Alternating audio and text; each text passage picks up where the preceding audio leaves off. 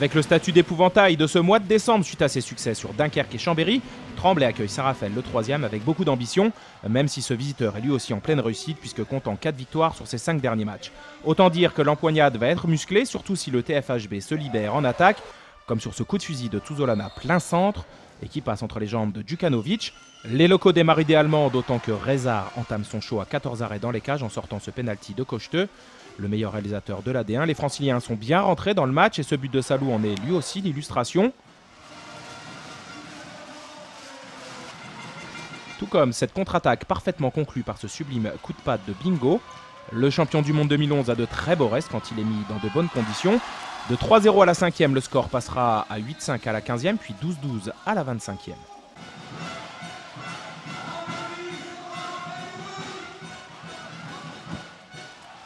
Saint-Raphaël va en effet revenir en fin de mi-temps à hauteur et même prendre une longueur de mieux avant de rejoindre les vestiaires.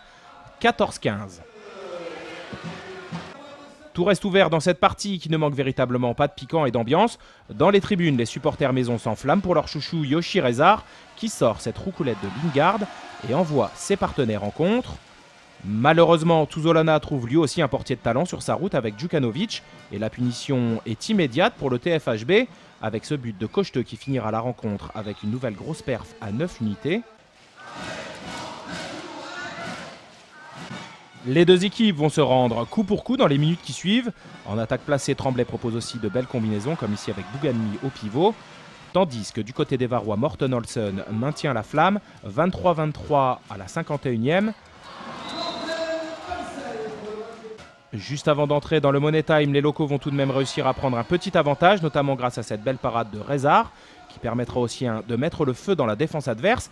Ternel est à la conclusion, 25-23 à la 54e, puis 27-27 à la 59e. Il reste alors une poignée de secondes à jouer et Cocheteux va penser faire le plus dur en scorant une ultime fois. David Chrisman concocte alors une ultime combinaison pour la dernière attaque de Tremblay.